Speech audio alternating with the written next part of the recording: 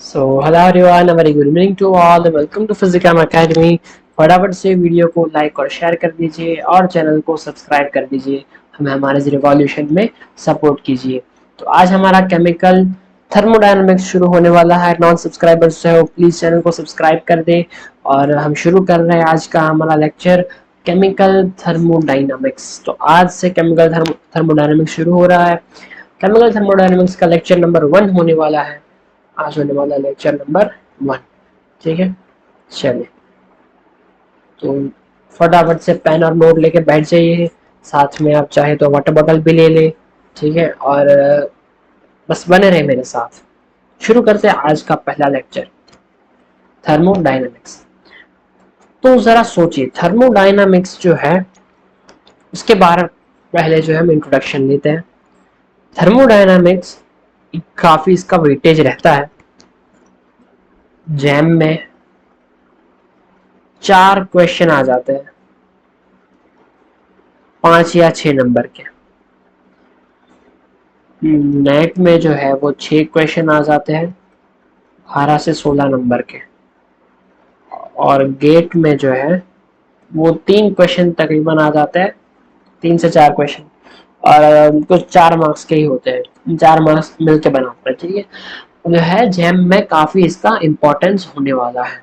ठीक है, काफी इसका इम्पोर्टेंस रहने वाला है जैम, क्योंकि 4 क्वेश्चन आते हैं। और केमिकल थर्मोडायनेमिक्स जो है बहुत ही इंपॉर्टेंट टॉपिक है। इसको पढ़ते क्यों है? ठीक है, देखिए जरा ध्यान से। इसको पढ़ने की वजह यह है कि ये हर फील्ड में इसको पढ़ा जाता है। क्यों? बिकॉज जो है सबसे बड़ा रिवॉल्यूशन जो था वो एक टाइम में आया था कि हम हमारा खाना जो है ना वो कहीं भी जाए बिना, जहां हम खुद बना सकते हैं। यानी कि जो सब्जी वगैरह, जो उगाना वगैरह, जो कुछ भी है, ठीक है, हमारे खाने का इंतजाम हम खुद कर सकते हैं, हमें उसको ढूंढने के लिए नहीं जाना। ठीक है, सबसे पहला रिवॉल्यूशन जो था ये आया था। ठीक है, इसका मेन मोटिव ये था was to find the food. ठीक है, इसके बाद जो सबसे बड़ा जो रिवॉल्यूशन जो आया था ना, ये थर्मोडायनामिक्स का था। इस तरह से था कि इसने पूरी ह्यूमैनिटी को बदल दिया। क्योंकि आप यहाँ पे आज जो भी देख रहे हैं, ठीक है, सपोज के यहाँ पे लाइट चल रही है, पंखा चल रहा है, लैपटॉप चल रहा है, ठीक है, तो ये सारा जो है एनर्जी का खेल है। ठीक है, आज हजारों लाखों करोड़ों की जो मशीनें चल रही है, ठीक है, तो ये सब क्या है? तो ये सब थर्मोडायनामिक्स के देन है। क्योंकि थर्मोडायनामिक्स से हमें जो है वो पूरा ये सब सीखने मिला है। मैं बताता हूँ एग्जैक्टली क्या। 1712 में हमारा फर्स्ट फर्स्ट हीट इंजन जो था, जिसे हम कहते हैं स्टीम इंजन, वो इन्वेंट हुआ था। अच्छा, अभी तक हमें पता नहीं था कि हीट क्या है, लेकिन हमने हीट इंजन जो था वो हमने बना दिया था। इससे जो है थर्मोडायनेमिक्स की वजह से जो है जीडीपी में भी काफी जो है वो चढ़ाव आया था। हमारी जीडीपी काफी बढ़ गई थी, यानी काफी कुछ। मैं बता रहा हूँ ना कि उसके बाद सबसे बड़ा चेंज जो है वो ये सीधा ये थर्मोडायनेमिक्स का आया। ठीक है, तो अब जो है कार है, इलेक्ट्रिसिटी है, ट्रांसपोर्टेशन है, यानी ये सब कुछ अगर हमें ना मिले तो हम फिर से वो मिडिवल एज में चले जाएंगे।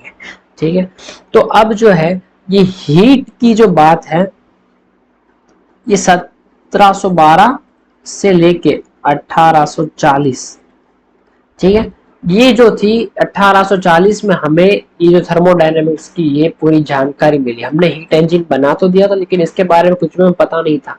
तो अब जो है इसके ऊपर रिसर्च, इन्वेंशन सब कुछ शुरू हो गया। ठीक है, तो ये जो 100 साल लगे, तकरीबन 100 साल जो है ना, इसमें जो कुछ भी इन्वेंशन और जो कुछ भी इन्होंने रिसर्च किया वगैरह, इस पूरे 100 साल की रिसर्च को ही थर्मोडायनामिक्स में पढ़ा जाता है। यानी यही होता है थर्मोडायनामिक्स। ठीक है, कि जो कुछ भी हमें पता चला, हमें लॉज मिले, ठीक है, सारा जो है वो थर्मोडायनामिक्स में पढ़ा जाता है।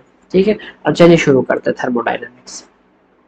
जैसे कि कोई कंपनी होती है, उसको बना चलाने के लिए जो है कुछ लॉज चाहिए, तो ऐसे ही बिल्कुल थर्मोडायनामिक्स को भी चलाने के लिए उसके कुछ लॉज होते हैं, जिसको हम यहाँ पे देखने वाले हैं। धीरे धीरे धीरे टॉपिक में आपको काफी एडवांस लेता चलूंगा, ठीक है। तो सबसे पहला होता है जीरोथ लॉ, 4 लॉ है, फिर है फर्स्ट लॉ, फिर आता है सेकंड लॉ, फिर आता है थर्ड लॉ, ठीक है।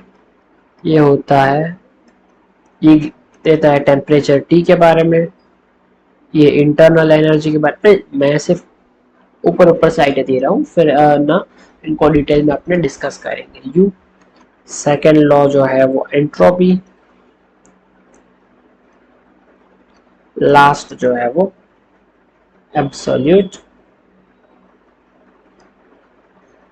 एनर्जी, ठीक है। देखिए चलिए बढ़ते हैं आगे, थोड़ा सा और आगे बढ़ते हैं। लेकिन थर्मोडायनामिक्स है भाई, इसको शुरू करने से पहले हम बहुत ही जरूरी चीज जो है वो यहाँ पे पढ़ लेंगे। इसमें जो है बहुत ज्यादा ही मिस्टेक्स होती है, ठीक है। यूनिट कन्वर्जन सबसे पहले हम पढ़ते हैं वॉल्यूम, क्योंकि थर्मोडायनामिक्स में तो आपको बहुत यूनिट कन्वर्जन करने पड़ेंगे भाई, ठीक है।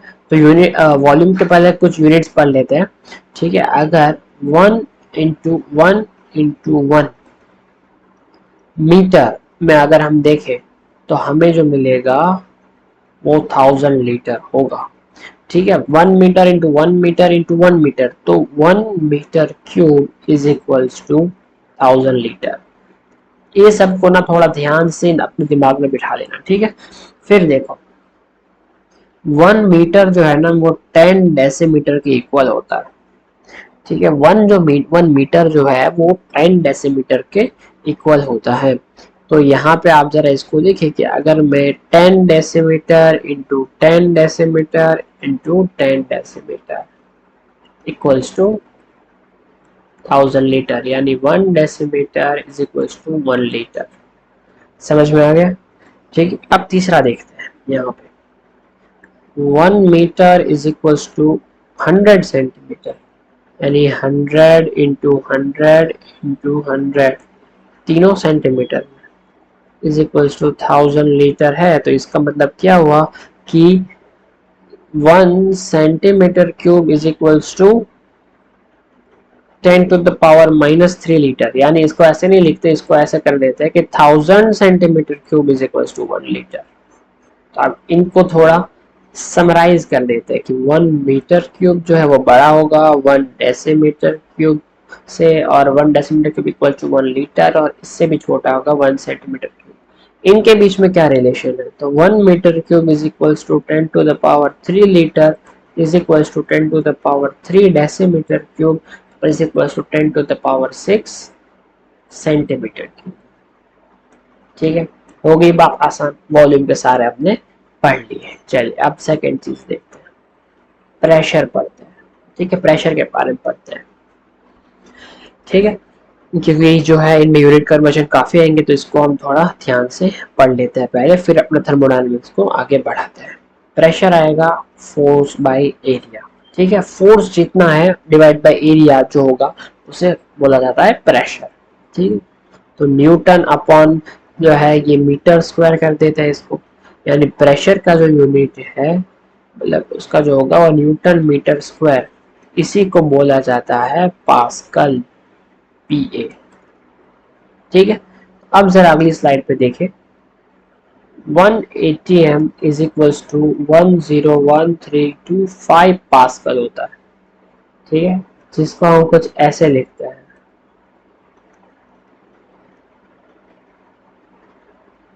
5 पास्कल, और यही होता है हमारा 1 बार, ठीक है। अब जरा देखिए, यानी 1 atm जो है is equals to 1.01325 bar. Actual में ये ना इक्विवेलेंट टू 1 बार है ना। एग्जैक्टली तो ये रिलेशन आता है एटीएम और बार के बीच में, ये कुछ इक्विवेलेंट की बात है, ठीक है। समझ में आ गया, चलिए आगे बढ़ते हैं। यानी और एक यूनिट है 1 atm is equals to 760 torr भी लिख सकते हैं, और 1 atm is equals to 760 mmHg भी लिख सकते हैं, क्योंकि ये दोनों भी जो है एक यूनिट है कन्वर्जन की, ठीक है, जिससे हम प्रेशर को नापते हैं, है ना। ठीक है, चलिए अब थोड़ा एनर्जी के बारे में बात कर लेते हैं। एनर्जी में हम जो बात करते हैं वो होती है, जिसमें सबसे ज्यादा जो होती है दिक्कत आती है एनर्जी में, जो है गैस कांस्टेंट। ठीक है, गैस कांस्टेंट आर। अब सवाल आते हैं इसको क्या मैं लूं, 8.0314, 0.08214, क्या लेना है, ये दिक्कत बहुत आती है। चलिए इसको थोड़ा समझ लेते हैं। आर की वैल्यू 8.314, ये जो है ये जूल पर केल्विन पर मोल में है। ठीक है, समझ में आ गया। और R इक्वल्स टू 0.0821 जो है वो लीटर एटमोस्फियर पर केल्विन पर मोल है। ठीक है, ये भी समझ में आ गया। और R इक्वल्स टू 0.0821 इंटू 1.01325 अगर कर लो तो क्या हो जाएगा, लीटर बार हो जाएगा, अगर बार के फॉर्म में पूछ ले आपको प्रेशर। ठीक है, फिर देखिए R इक्वल्स टू 0.08314 इंटू 10⁵ अगर कर दूं तो ये क्या हो जाएगा, पास्कल इंटू लीटर। ठीक है, लीटर पास्कल हो जाएगा पर केल्विन पर मोल। ठीक है, ये भी समझ में आ गया। अगर मैं इसको, अगर ये लीटर पास्कल हो गया ना, हाँ बिल्कुल, जस्ट अ सेकेंड ना, ये तो होगा लीटर पास्कल। अच्छा अच्छा, अगर मैं चाहूँ तो इसको ऐसे भी लिख सकता हूँ, 8.314 इंटू 10⁻³ इंटू लीटर पास्कल पर केल्विन पर मोल। फिर मैं चाहूँ तो इसको इस तरह से भी लिख सकता हूँ कि 8.314 किलो पास्कल इंटू लीटर पर केल्विन पर मोल। और इसको अगर मैं चाहूँ तो 2 कैलोरीज भी लिख सकता हूँ पर केल्विन पर मोल। ठीक है, सारी यूनिट आ गई आर की। आप सोचोगे कि यार अब इसको अगर मुझे लिखना हो, ठीक है, किसी भी इक्वेशन में मुझे अप्लाई करना है तो मैं कैसे करूँगा, वो भी मैं समझा देता हूँ, बहुत आसान सा तरीका है। पहले इसको थोड़ा रिलेट कर लेते हैं। 8.314 joule is equals to 0.0821 ATM, sorry litre ATM is equals to 0.08314 pascal ATM है, पास्कल ATM, और इज इक्वल्स टू 2 कैलोरीज। ठीक है, समझ में आ गया। अब आप अगर इसको पुट करना है, अगर आपको इक्वेशन में अगर ज़रूरत पड़ी तो आपको अगर इसको लगाना है तो आपके लिए डिफ़िकल्टी हो जाएगी कि आप कैसे लगाओगे इसको। तो मैं ज़रा आपको समझा देता हूँ कि इसको कैसे लगाते हैं। इक्वेशन में जब भी आपको पूछा जाए तो आपको एक छोटा सा ट्रिक जो है वो यूज़ करना है इसके लिए बस। ठीक है, मान लीजिए कि आपको यहाँ पे जो है 2 जूल गिवन है और पूछ रहा है बताओ कितना लीटर बार। ठीक है, तो जब भी ऐसा आए ना तो आपको क्या करना है, तो 2 जूल गिवन है और लीटर बार में पूछा है। ठीक है, यानी आपको यहाँ पे जूल की वैल्यू लीटर बार में कितनी होती है, तो 8.314 जूल इक्वल्स टू लीटर बार, यहाँ पे बनेगा लीटर ATM लिखा है ना। ठीक है, तो लीटर बार जो होता है वो 0.08314 लीटर बार होता है। ठीक है, यही होता है, 0.08314 आ जाता है यहाँ पे, यानी 0.08314 क्या होगा इसका, लीटर बार होगा।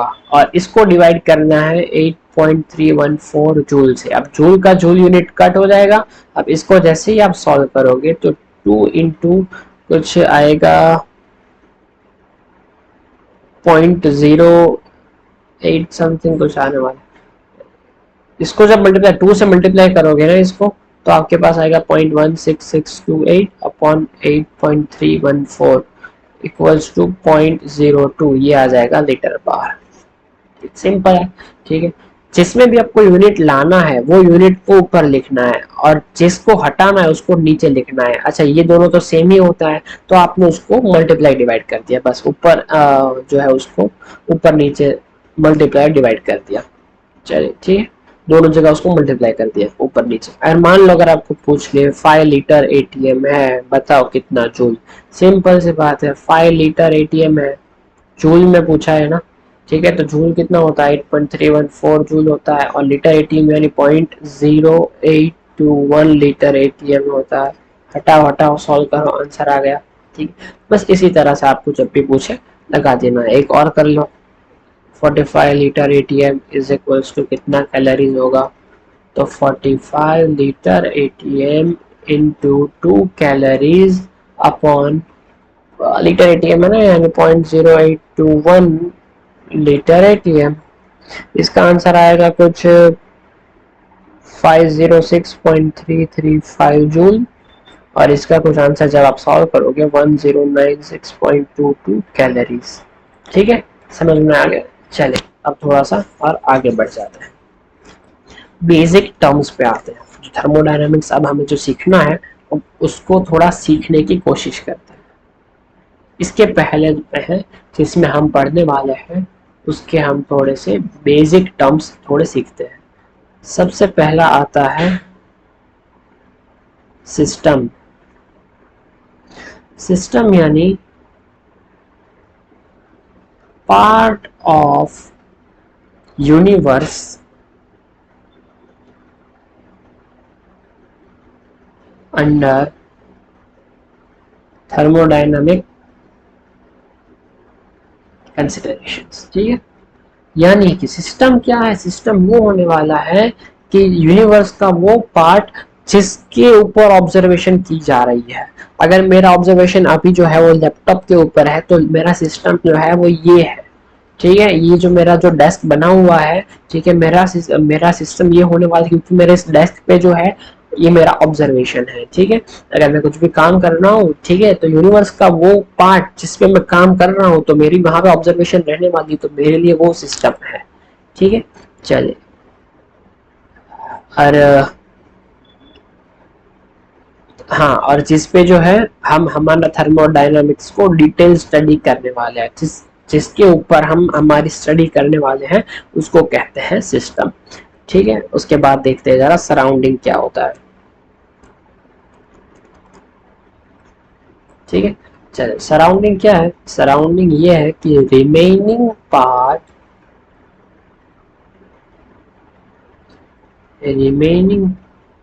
Part of universe which can affect the system। ठीक है, यानी कि अब यूनिवर्स का बचा हुआ पार्ट, यहाँ पे ना बहुत ही मिसगाइड हो जाते हैं। ठीक है, यहाँ पे एक्चुअल में क्या ये कहना चाह रहा है कि यूनिवर्स का रिमेनिंग पार्ट। अब आप सोचोगे मैं तो अभी यहीं पे फोकस कर रहा हूँ, मान लो एक सिस्टम है, ठीक है, एक सिस्टम है, इसमें मेरा काम चल रहा है, इसको सिस्टम मान लो। ठीक है, तो ये क्या होगा, ये मेरा सिस्टम है, इसमें मेरा डिटेल स्टडी कर रहा हूँ मैं, ये इसमें मेरा काम चल रहा है। तो इसकी वजह से मेरे आसपास में जो कुछ भी इफेक्ट हो रही है ना वो मेरा इसका सराउंडिंग है, सिस्टम का सराउंडिंग, इसकी वजह से रिमेनिंग पार्ट। अब इसके अलावा जो कुछ भी है यूनिवर्स में, ठीक है, तो यानी कि ये जो कहना चाह रहे हैं इसका मतलब ये नहीं कि इसको छोड़ के जो कुछ भी है यूनिवर्स में, remaining part of universe is surrounding, ऐसा कहते थे। ठीक है, लेकिन ऐसा नहीं होता एक्चुअली में। मान लो कि मेरा सिस्टम है, ठीक है, अब यूनिवर्स में तो चांद भी है, तो मैं इस सिस्टम पे चाहे कुछ भी एक्सपेरिमेंट करूं या कुछ भी करूं इसको स्टडी करने के लिए, तो क्या इसका इफेक्ट चांद तक पहुंचेगा? सिग्निफिकेंस नहीं है कोई। ठीक है, इसका कोई सिग्निफिकेंस नहीं है। ठीक है, यानी कि सराउंडिंग वो है, अगर इसका इफेक्ट जो है ये अपने मेरे थोड़े आसपास के एनवायरनमेंट में मैं देखूं तो हाँ थोड़ा पड़ रहा है। ठीक है, यानी कि which can affect the system. Surrounding वही होता है कि जो सिस्टम से अलग हो, यानी यूनिवर्स में से ही जो सिस्टम को छोड़ के जो यूनिवर्स बचता है, लेकिन वो यूनिवर्स का वो पार्ट जो सिस्टम की वजह से अफेक्ट करता है। अब मैं यहाँ पे कोई एक्सपेरिमेंट कर रहा हूँ और उसकी वजह से मान लो कि चांद पे इफेक्ट पड़ रहा है, ठीक है, ऐसा नहीं होता ना यार। यहाँ पे जो है मैं कुछ भी छोटा सा एक्सपेरिमेंट कर रहा हूँ तो उससे जो उसके आसपास की जो कुछ भी यूनिवर्स की जो जगह है वो जो इफेक्ट कर रही है उसको बोलते हैं सराउंडिंग। ठीक है, सिंपल सी बात है। चलो अब थोड़ा सा और आगे बढ़ते हैं और बाउंड्री के बारे में समझते हैं। ठीक है, बाउंड्री जो है इसके बारे में भी थोड़ा समझना जरूरी है, थोड़ा रॉन्ग चले जाते हैं ना इसलिए थोड़ा, अगर आप गए हैं कभी तो मैं क्लियर करने की कोशिश करूंगा। ठीक है, चलिए। और interface that separate system from surrounding, real हो या रिमेनिंग सरफेस और interface that separate system from surrounding, यानी एक को हमने सिस्टम मान लिया, बाकी का जो है वो सराउंडिंग मान लिया, तो सिस्टम और सराउंडिंग को जो कोई भी लेयर या इंटरफेस जो इस दोनों को सेपरेट करेगा ना उसी को बोलते हैं बाउंड्री। बाउंड्री का तो काम ही ये होता है कि दोनों को सेपरेट करना, दो चीजों को अलग करना। ठीक है, तो बाउंड्री जो होती है ना वो दो तरीके की होती है, एक होती है डेफिनाइट और रियल, जो टचेबल होती है। ठीक है, और एक होती है इनडेफिनाइट और इमेजिनरी, जो होती है नॉन टचेबल।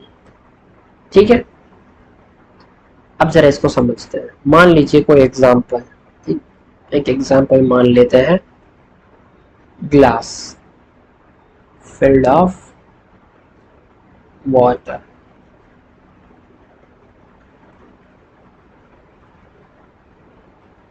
उस इसकी दो बाउंड्री हो रही है। देखो, एक तो यहाँ पे सिस्टम क्या है आपका, एक ग्लास में भरा हुआ वाटर, ये आपका सिस्टम है। ठीक है, ये वाटर जो है आपका सिस्टम है।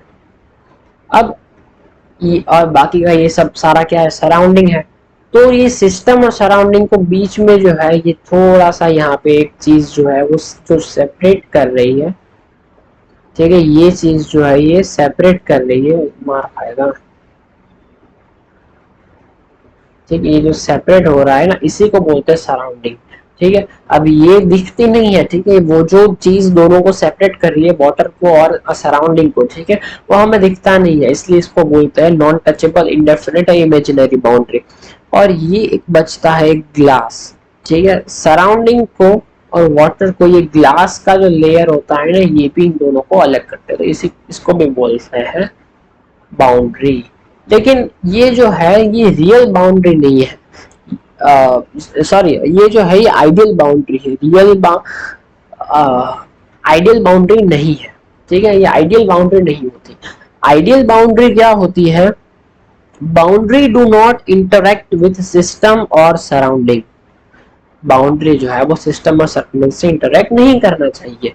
यहाँ से हीट बाहर या फिर अंदर, ठीक है, वो ट्रांसफर कर सकता है लेकिन खुद नहीं रख सकता, खुद यहाँ पे हीट नहीं रख सकता।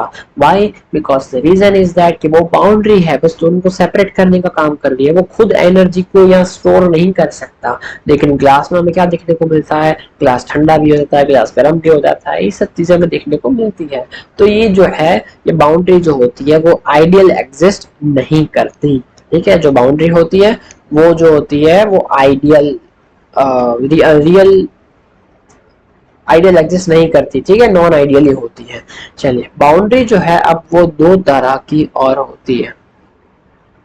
ठीक है, अगर हम बाउंड्री जो है सिस्टम को समझने के लिए अगर हम बाउंड्री को क्लासिफाई करते हैं on the basis of boundary, system can be known और क्लासिफाइड। देखिए, पहले तो बाउंड्री दो तरह की होती है, एक तो होती है मूवेबल और एक होती है फिक्स्ड। ठीक है, मान लीजिए ये पिस्टन लगा हुआ है, तो ये उसकी बाउंड्री है ना पिस्टन वाली। ठीक है, तो ये ऊपर नीचे जा सकता है, ये मूवेबल है। लेकिन ये जो बक्सा है, ये जो बक्सा है, ठीक है, बॉक्स है, ये मूवेबल नहीं है, तो इसको क्या बोलते हैं, फिक्स्ड बाउंड्री, और इसको क्या बोलते हैं, मूवेबल बाउंड्री। ठीक है, सिंपल सी बात है, आई होप आपको समझ में आ गई होगी। चलिए अब थोड़ा सा और आगे बढ़ने की ट्राई करते हैं, थोड़ा सा और आगे बढ़ते हैं, टाइप ऑफ सिस्टम को समझते हैं। अब बाउंड्री के हिसाब से तीन तरह के सिस्टम को डिफाइन किया गया है, उनको थोड़ा समझने की ट्राई करते हैं। ठीक है, टाइप ऑफ सिस्टम को थोड़ा सा समझते हैं। सबसे पहला होता है ओपन सिस्टम, फिर होता है क्लोज्ड सिस्टम, और फिर आखिर में आता है आइसोलेटेड सिस्टम। ठीक है, देखिए इसमें क्या होता है, in which matter and energy both exchange. ठीक है, एग्जाम्पल में लिख लो, ह्यूमन बॉडी, इन्वर्टर बैटरी, या फिर आसान भाषा में लिख लो ओपन कप ऑफ टी। ठीक है, अब इसको जरा समझते हैं। ओनली एनर्जी, मैटर जो है वो एक्सचेंज नहीं करता। ठीक है, इसके एग्जाम्पल में लिख लो अर्थ, और एक आसान एग्जाम्पल लिख लो cup of tea covered with lid. आखिरी देख लेते हैं, एनर्जी और मैटर दोनों एक्सचेंज नहीं होते। इसको ले लो आप, थर्मस फ्लास्क ले सकते हैं कि नहीं ले सकते। दूसरा होता है यूनिवर्स।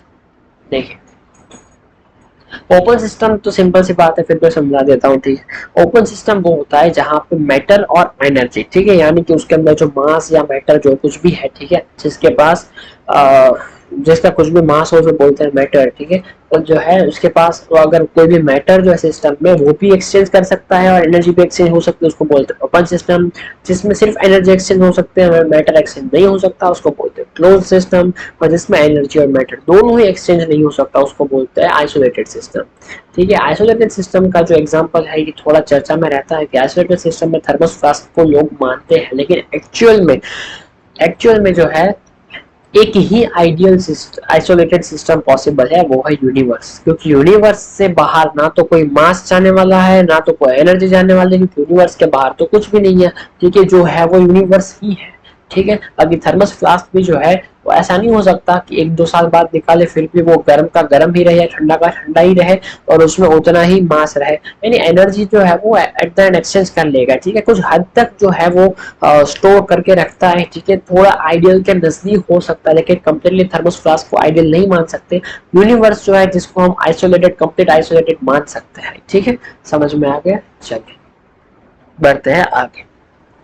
तो जो है हमारा अपनी सिस्टम की बातें कर ली, तो अब जो हमारा जो है system, how a system is defined. ठीक है, सिस्टम डिफाइन कैसे किया जाता है। सिस्टम जो है, system is defined by the help of thermodynamic variables. इसमें आते हैं वेरिएबल्स, काफी होते हैं, बहुत होते हैं, लेकिन सम ऑफ द वेरिएबल्स, जैसे कि सिस्टम जो है वो कैसा है वो समझने के लिए उसका टेम्परेचर, प्रेशर, वॉल्यूम और मोल्स, ये चार जो है ना, ये समझना हमारे लिए जरूरी है। तब हम सिस्टम को डिफाइन कर सकते हैं कि उसमें कितना प्रेशर हो है, वो कौन से स्टेट में है। ठीक है, तो सिस्टम को जो है इन चार वेरिएबल्स के ऊपर से हम डिफाइन कर सकते हैं, सिस्टम कैसा है ये जान सकते हैं। ठीक है ना, समझ में आ गया। चलिए इसको थोड़ा और आगे बढ़ते हैं कि अगर हम क्लोज्ड सिस्टम मान ले तो सिर्फ टेम्परेचर, प्रेशर और वॉल्यूम ही चेंज होंगे, और अगर हमने ओपन सिस्टम मान लिया है तो फिर टेम्परेचर, प्रेशर, वॉल्यूम के साथ साथ मोल्स भी चेंज होते रहेंगे। ठीक है, अगर हमें बोल दिया, ठीक है, क्या मैं बोल दिया 10 ग्राम H2O है, बताओ सिस्टम के बारे में बताओ, ये हमारा सिस्टम है। अब बताओ सॉलिड है, लिक्विड है, गैस है, स्टेट आप इस सिस्टम का कुछ डिफाइन ही नहीं कर पाओगे। तो इस सिस्टम को डिफाइन करने के लिए हमें कुछ वेरिएबल्स चाहिए। ठीक है, हमें अगर टेम्परेचर पता हो, प्रेशर पता हो, वॉल्यूम पता हो, तो हम बता सकते हैं कि किस स्टेट में है। ठीक है, सिस्टम को हम डिफाइन कर सकते हैं कि हाँ ये स्टेट ऑफ सिस्टम इसका ये कुछ रहने वाला है। ठीक है, तो इसीलिए इन ये तीनों को जो है वो कहा जाता है स्टेट वेरिएबल्स। ये स्टेट डिफाइन करने में काम आता है, इनके अलावा जो है सिस्टम को डिफाइन नहीं किया जा सकता है, इसलिए टेम्परेचर, प्रेशर, वॉल्यूम को स्टेट वेरिएबल बोला जाता है। ठीक है, चलिए थोड़ा सा आगे बढ़ते हैं। प्रोसेस क्या है, प्रोसेस को थोड़ा समझते हैं, प्रोसेस एक्चुअल में है क्या।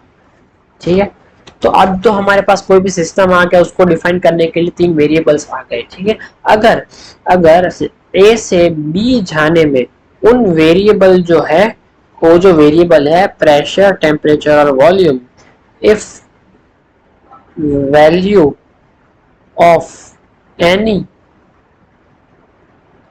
State variable changed, then it is a process। अगर हमने ये कुछ भी चेंज किया तो एनर्जी का कुछ ना कुछ एक्सचेंज हुआ होगा। ठीक है, तो इसकी वजह से उनके वेरिएबल्स चेंज हुए हैं, और अगर वेरिएबल्स चेंज होते हैं तो ए से बी या एक से दो जाने में जो काम हुआ है उसी को कहते हैं प्रोसेस। ठीक है, चाहे एनर्जी आई हो या फिर एनर्जी गई हो। ठीक है, अब नाउ दिस एनर्जी का जो भी लेन देन है, जिस कंडीशन में हुई है, उस कंडीशन में उस एनर्जी को जो बोला जाता है that is thermodynamic quantities. Thermodynamic quantities क्या है, थर्मोडायनामिक क्वांटिटीज। ठीक है,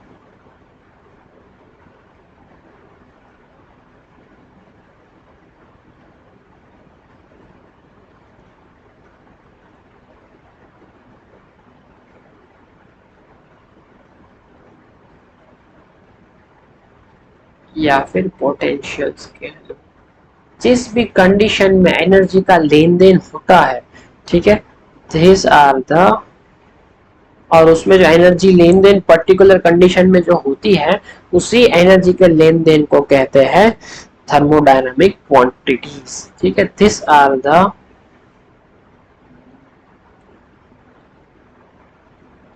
थर्मोडायनामिक क्वांटिटीज। ठीक है, जो डिपेंड करते हैं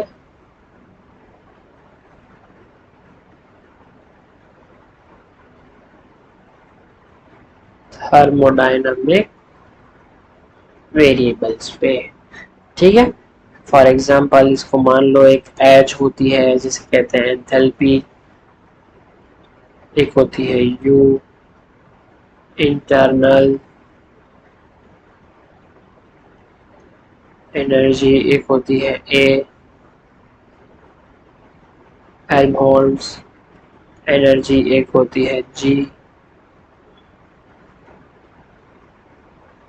गिब्स फ्री एनर्जी, एक होती है एस। ठीक है, एंट्रोपी।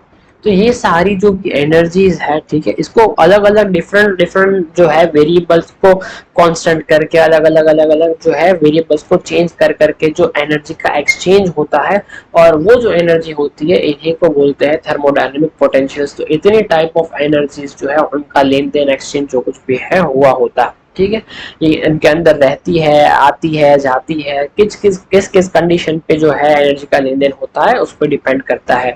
और जो भी कंडीशन पे डिफरेंट डिफरेंट कंडीशन में एनर्जी का लेन देन होता है उसे को बोलते हैं डिफरेंट टाइप।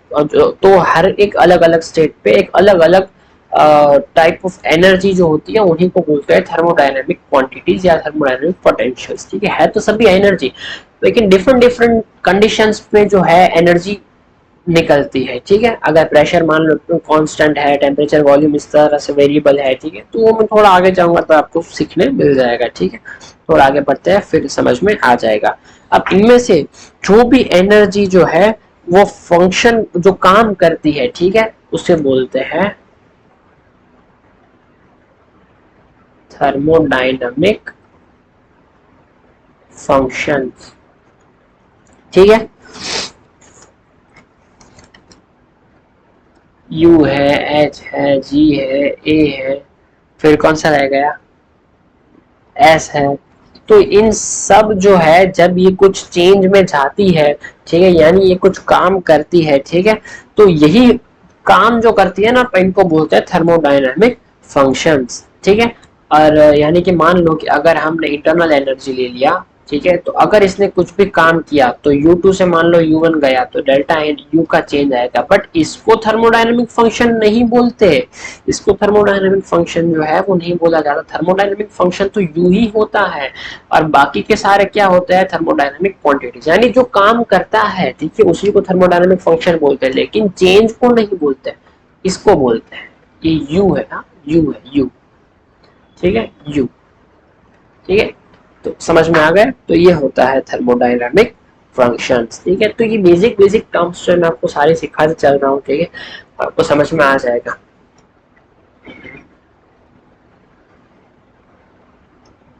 चलिए, ठीक है, समझ में आ गया।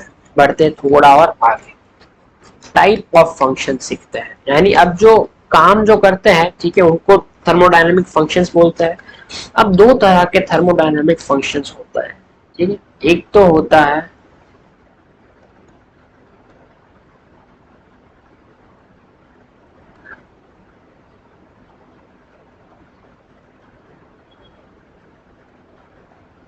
स्टेट फंक्शंस होता है, और एक होता है,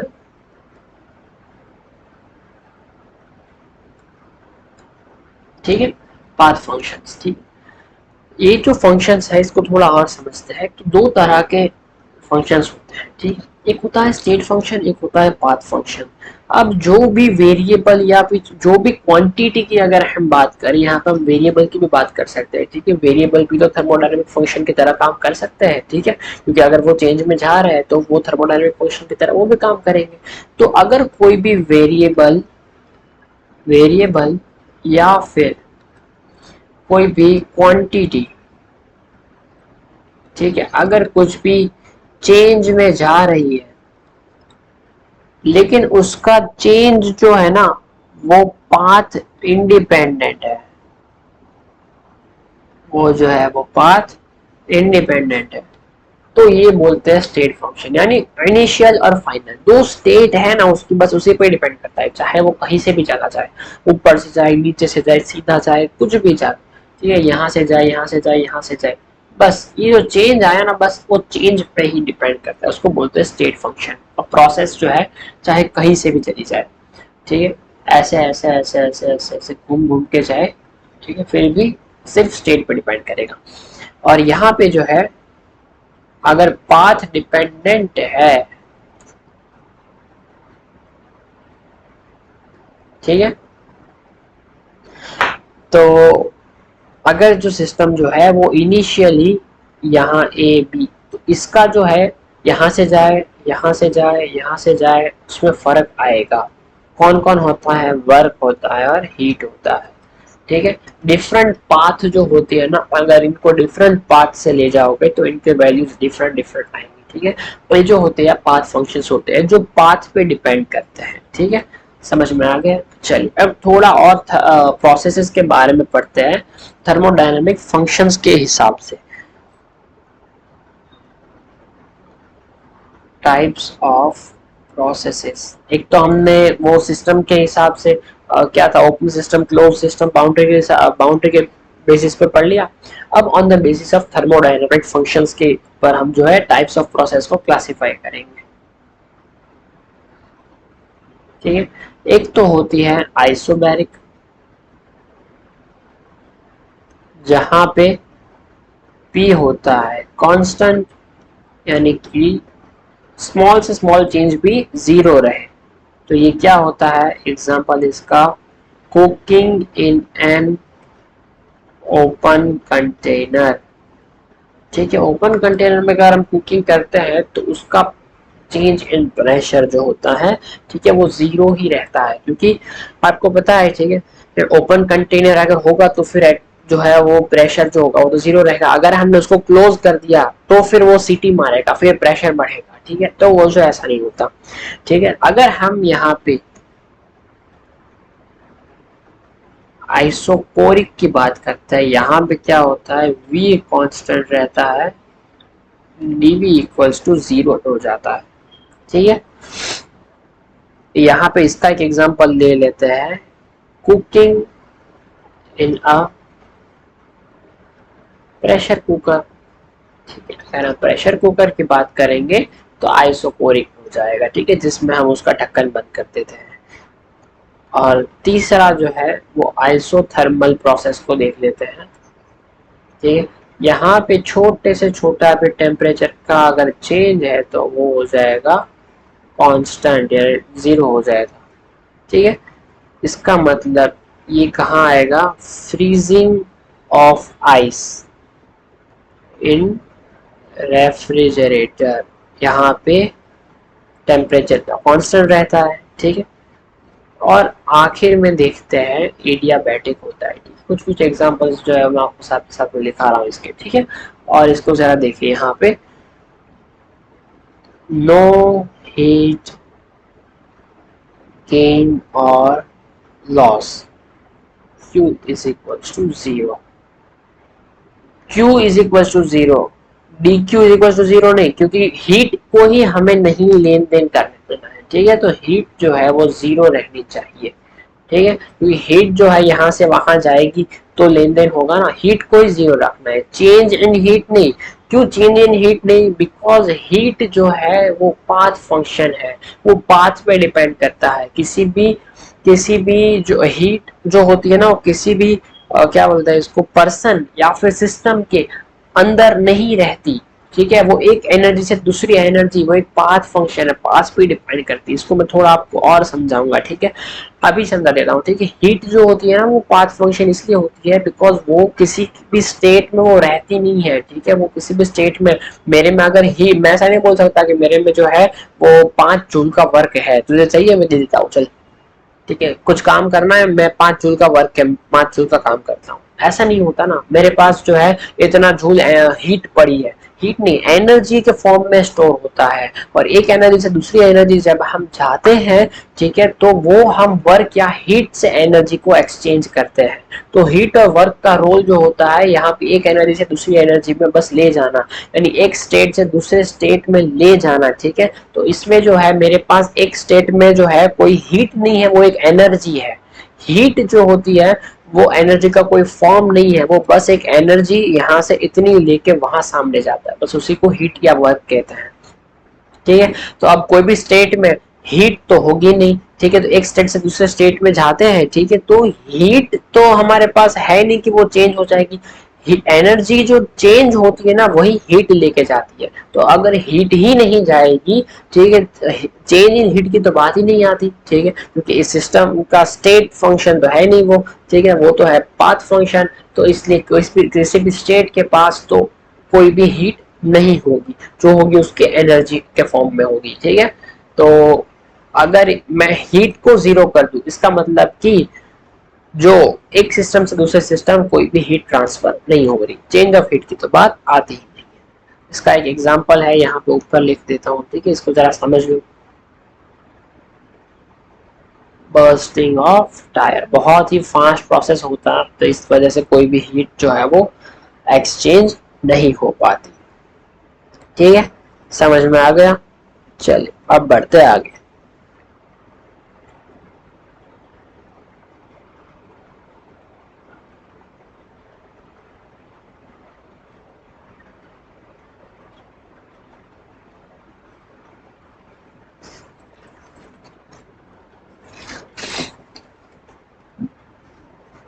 अब थोड़ा सा जो है वो देख लेते हैं अपने रिवर्सिबल और इरिवर्सिबल के बारे में, ठीक है, इसको थोड़ा और पढ़ लेते हैं, फिर इसके बाद आज की क्लास जो है उसको ओवर करेंगे, ठीक है।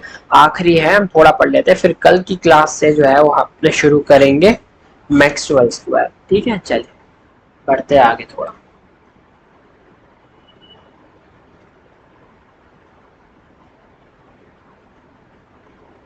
आखिर जो है वो थोड़ा देख लेते हैं, ठीक है।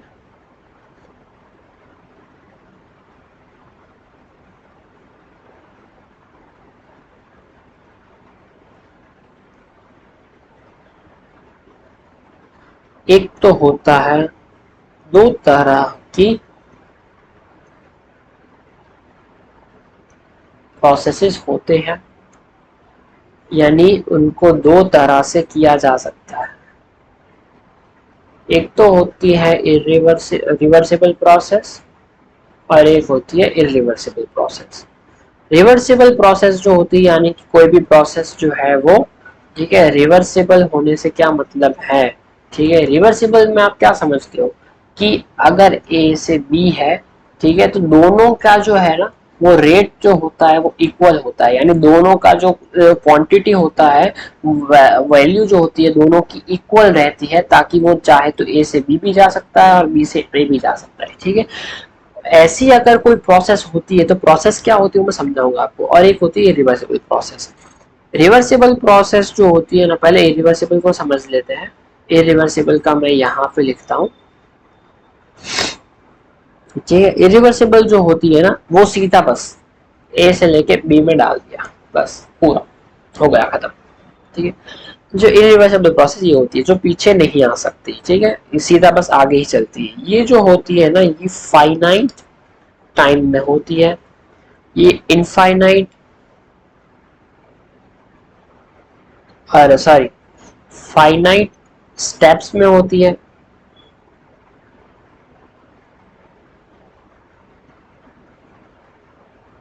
क्या लिख रहा हूँ यार मैं, हद है मतलब।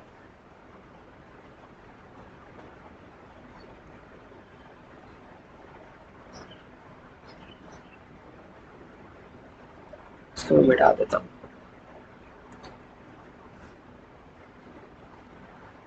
ठीक है, यहाँ पे लिखता हूँ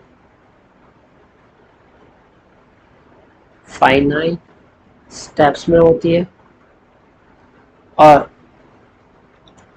इक्विलिब्रियम जो होता है इसमें तो कोई अटेंड होने की बात ही नहीं है, ठीक है। इक्विलिब्रियम जो है इसमें नॉट अटेंड, नॉट अटेंड, ठीक है। और जो है ये बिल्कुल ही इरिवर्सिबल होती है, वो तो आपको पता चल ही गया होगा। रिवर्सिबल में देखते हैं, ये जो होती है इनफाइनाइट टाइम में होती है, इनफाइनाइट स्टेप्स में होती है। इक्विलिब्रियम यानी दो वैल्यू सेम होती है, इक्विलिब्रियम अटेन होती है और रिवर्सिबल होती है दोनों साइड, ठीक है। चलिए पहले इरिवर्सिबल को समझ लेते हैं। इरिवर्सिबल को समझने के लिए पहले हम यहाँ पे बक्सा ड्रॉ करेंगे, ठीक है।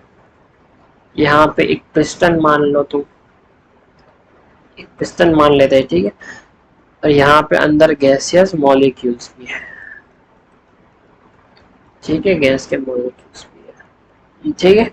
अब यहाँ पे जो है आप जरा इसको ध्यान से देखें, एक बक्सा हम लाके ना यहाँ पे एक रख देते हैं, ठीक है। एक बड़ा सा जो है बक्सा है बस, ठीक है, उसको सीधा लाके हमने पिस्टन के ऊपर रख दिया, तो पिस्टन सीधा का सीधा बिल्कुल नीचे चला जाएगा। ये लगाएगा पी एक्सटर्नल, ये लगाएगा पी इंटरनल, ठीक है। तो ये सीधा का सीधा हमने रख दिया, ठीक है। पी एक्सटर्नल ज्यादा लगा उसको, ठीक है, तो पी इंटरनल जो है वो दब के अंदर चला गया, सीधा एक स्टेज से, ठीक है, दूसरे स्टेज दोनों जो है वो पहुंच गए, ठीक है, समझ में आ गया।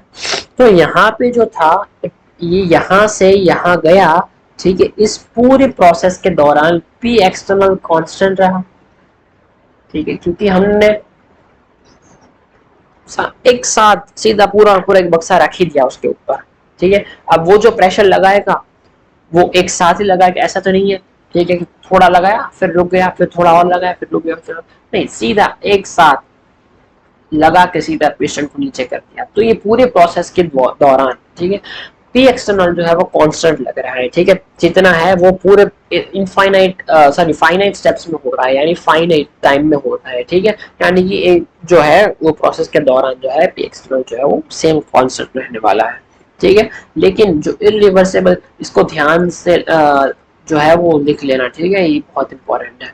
लेकिन अगर इरिवर्सिबल हम प्रोसेस को देखते हैं, ठीक है, तो यहाँ पे एक्चुअल सॉरी रिवर्सिबल, सॉरी हाँ, रिवर्सिबल प्रोसेस को अगर हम, मैं यहाँ पे लिखता हूँ इसको, अगर हम देखते हैं तो मान लीजिए यहाँ पे एक पिस्टन है। अब वही बक्सा जो है ना, इसको हमने छोटे छोटे छोटे छोटे छोटे कट कर करके छोटे छोटे छोटे छोटे 1 मिलीग्राम 1 मिलीग्राम 1 मिलीग्राम 1 मिलीग्राम, ये 1 kg था, इसको हमने 1 मिलीग्राम के न्यूमरस पार्ट्स में डिवाइड कर दिया। अब उसमें से एक तिनका उठाओ, यहाँ पे रखो, हल्का सा जो है P external P internal equal था यहाँ पे, ठीक है, P internal P external equal था, हल्का सा थोड़ा सा इसका पी एक्सटर्नल बढ़ेगा, पिस्टन क्या होगा, ठीक है। एक्चुअली में यहाँ पे रिवर्सिबल प्रोसेस कहना क्या चाहता है, पूरे प्रोसेस के दौरान प्रोसेस तो होनी चाहिए, यहाँ से नीचे मूव करना चाहिए, लेकिन इस पूरी प्रोसेस के दौरान इक्विलिब्रियम बना रहना चाहिए। रिवर्सिबल प्रोसेस है, रिवर्सिबल प्रोसेस होती है, वहां पे इक्विलिब्रियम एस्टेब्लिश होता है, और जहाँ पे इक्विलिब्रियम एस्टेब्लिश होता है वहां पे आगे की और पीछे की दोनों की क्वांटिटीज कुछ सेम होती है। जैसे कि हम केमिकल इक्विलिब्रियम में पढ़ा था कि वहां रेट जो होता था वो सेम रहता था। तो यहाँ पे जो है वो रिएक्शन करने की वजह क्या है, तो प्रेशर। यहाँ पे ये कहना ये चाह रहा है कि प्रोसेस तो होनी चाहिए, लेकिन वो रिवर्सिबल होनी चाहिए, यानी कि हर एक स्टेप के ऊपर उसके इक्विलिब्रियम एस्टेब्लिश होना चाहिए, यानी कि ओवरऑल प्रोसेस में पी एक्सटर्नल और पी इंटरनल दोनों ही सेम रहने चाहिए। अब ऐसा कैसे होगा भाई, अगर हम यहाँ बक्सा उठा के रखेंगे तो पी एक्सटर्नल जो होगा वो काफी बढ़ जाएगा और फटाफट से उसको अंदर धकेल देगा, पिस्टन को नीचे कर देगा, पी एक्सटर्नल बढ़ गया है, पी इंटरनल कम हो गया है, तो कम था वो, अब दोनों इक्वल हो जाएंगे। यानी ओवरऑल प्रोसेस जो है पी एक्सटर्नल पी इंटरनल के बिल्कुल भी इक्वल नहीं है, पी एक्सटर्नल कांस्टेंट रहता है, वो नीचे सीधा फाइनल स्टेप में हो जाता है, फाइनल टाइम में हो जाता है। लेकिन अब हमें ऐसा कुछ करना है तो इसको आइडियली तो नहीं कर सकते, है पॉसिबल नहीं है, लेकिन इसको आइडियल के थोड़े से करीब जाने की हम ट्राई करते हैं कि हम एक तिनका उठा के यहाँ पे रखे, थोड़ा सा एक्सटर्नल प्रेशर बढ़ा, फिर जो है तो पिस्टन हल्का सा नीचे जाएगा, फिर से वापस से पी एक्सटर्नल और पी इंटरनल जो होंगे वो इक्वल हो जाएंगे। ऐसे थोड़े थोड़े थोड़े थोड़े थोड़े थोड़े हम कर करके ये पूरा जो है हम रखेंगे। तो ये होता है रिवर्सिबल प्रोसेस। यानी रिवर्सिबल प्रोसेस में एग्जैक्ट क्या होता है कि हर एक, ये इसीलिए इसको इनफाइनाइट स्टेप और इनफाइनाइट टाइम में बोला जाता है, ठीक है, क्योंकि हमें चाहिए overall P external equal to P internal. समझ में आ गया, ठीक है।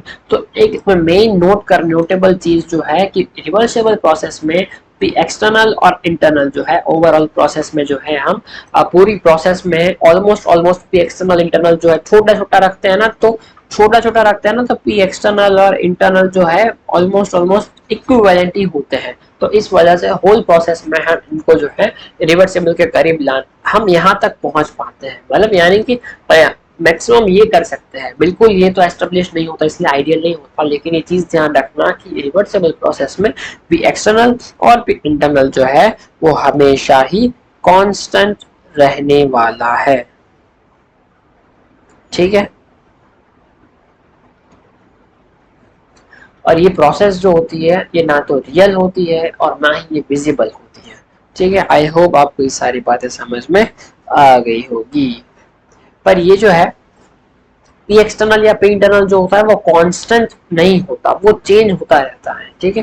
देखिए तो यहाँ पे पी एक्सटर्नल कुछ था, ठीक है, नीचे जाते जाते पी एक्सटर्नल बदल जाएगा, पी इंटरनल बदल जाएगा, ठीक है। P external P internal constant तो नहीं रहता, यानी कि ओवरऑल प्रोसेस में कांस्टेंट नहीं रहता। पी एक्सटर्नल कितनी बार बदलता है, पी इंटरनल भी कितनी बार बदलता है। अब वो तो फास्ट प्रोसेस था, सीधा एक साथ डाला सीधा नीचे चला गया, पी इंटरनल जो था वो एक साथ चेंज हो गया है, ठीक है, फटाफट से चेंज हो गया है, तो वो नोटेबल नहीं है। आप प्रोसेस में इतना छोटा चेंज जो है वो नोट नहीं करते, ठीक है, तो वो नोटेबल नहीं, इसको हम पी एक्सटर्नल जो है वो कांस्टेंट मानते हैं। यानी ये पूरी प्रोसेस यहाँ पे हो गई, इस पूरी प्रोसेस बस एक या दो स्टेप में हुई है, ठीक है, और उसमें पूरे में पी एक्सटर्नल जो है वो कांस्टेंट रहा है। लेकिन यहाँ पे हर एक स्टेप इतने न्यूमरस इनफाइनाइट स्टेप से इसको हम डिवाइड भी करते हैं, और उसके हर एक स्टेप में पी एक्सटर्नल और पी इंटरनल जो है वो इक्वल रहते हैं। लेकिन ये जो टर्म होती है ना वो कांस्टेंट नहीं होती ओवरऑल द प्रोसेस, ठीक है, यहाँ से यहाँ जाएंगे तब तक वो कांस्टेंट नहीं रहेगी, थोड़ी बदलेगी दोनों इक्वल हो जाएंगे, थोड़ी बदलेगी दोनों इक्वल हो जाएंगे। ठीक है, तो एक कांस्टेंट एक भी, ना तो पी एक्सटर्नल ना तो पी इंटरनल, कांस्टेंट नहीं रहता। ठीक, आई होप आपको सारी बातें समझ में आ गई होगी। मिलते हैं थर्मोडायनामिक्स के अगले लेक्चर में, तब तक ta-ta bye bye, see you, take care, see you in the next class.